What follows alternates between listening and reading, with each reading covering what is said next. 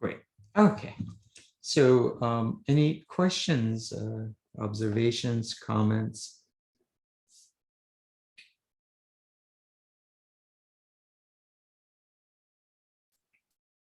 Hi, Ramin. Yes, hi, Jean-Claude. First of all, my condolences. I'm very sorry for your loss. Okay, thank you. Thank you. I just have a comment. I mean, when you know how you're covering the emerging markets, Yes. and I think it's there seems to be, or I'm reading, there seems to be a, a push towards a sort of a substitute to the dollar as a reserve currency by the BRIC countries. At least seems that they're working on something like that. So I think that's something worth studying and looking at in terms of how it'll affect the world markets going forward.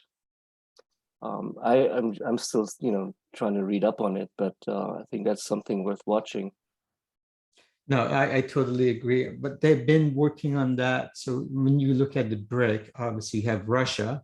They have their own uh, interests. So basically, for the longest time, they've been pushing for that. And especially after Crimea, it's like in 2014, they thought that would, and China definitely, they want their way, and that's what they're looking at other alternatives.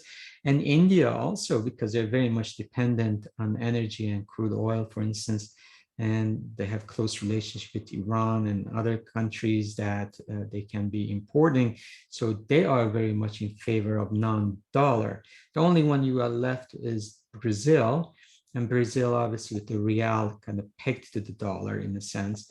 So they've been have been the closest ally of all the four countries, the ones that they're kind of holding up. But then, sometimes when the trouble happens, it is good for them to have alternative. And that's when they had the Mercosur pact with Argentina and I believe it was Uruguay and Colombia that they were trying to resolve. Unfortunately, didn't complete itself in a sense. They want to rely less on dollars. So, but yes, there is definitely that movement.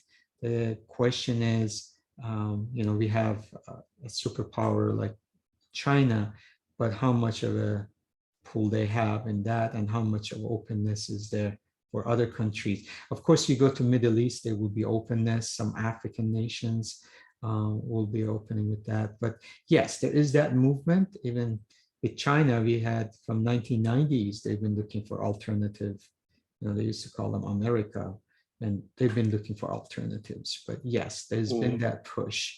And the question is how the world economy will look at that, especially with a lot of reserves. But eventually that could happen. And as a matter of fact, I think what I'm watching is if the things start slowing down in the United States, if the dollar is strong as it is and the things slow down, would there be interfering from the government in the United States to cool down the dollar? If that's the case, is it, that might prolong the thing. If it's the dollar continues and then it affects, especially again, my concern is right now with all these emerging markets with their debts, and we talked about they're in the dollar and there's a high debt that they, interest service, trying to pay those debts. They will be, a lot of pain in those markets. So, and that's not going to bode well for the United States either, because obviously they want money, but also they are the consumers. So there has to be this happy medium. So, but yes, I mean, I agree with you. The question is whether it would have been digital currencies. Is it China has been trying to do their own crypto? What is the alternative? And that's the question. So, but yeah, no, it is. I mean, look, this is the half of the world population right in the BRICS when you think about it. So there's a lot of power there, but how is the world economy going to absorb that? So, but we will continue with that. You're absolutely right. So, thanks, Rabi. Sure. Any other questions or observations? Anything else?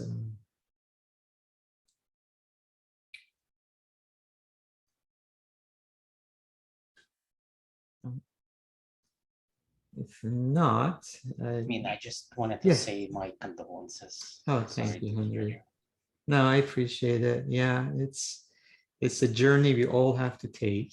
But, Yeah. I know she's in a good place, so that's all that matters. So thank you so much, Henry. I'm glad I have you. I have you in the all of you in this group. It's really gives me, I asked her. I mean, I was asking her what would she do, and I didn't want to stop. Unfortunately, Thursday I had to stop because I was just shocked. I was numb. But now, I know this is what she wanted us to do. Just gotta continue and do what we need to do. And be successful, prosperous, healthy, well adjusted. That's what life is for. Yeah. Thank you, Andrew. Appreciate it. Any other questions or comments? All right. If not, I thank you again. I hope this was helpful. I hope, hopefully every week there are things that are beneficial to you and you learn something.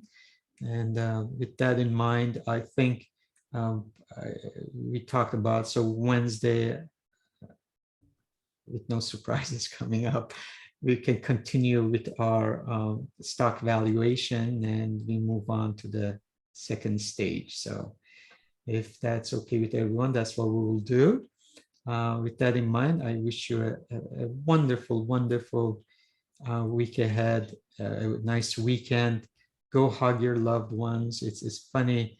One of the things that my mom would never, always had a positive. Every word was positive when we talked. So I always remember the last moments were important. So thank you so much. Somebody's at the door.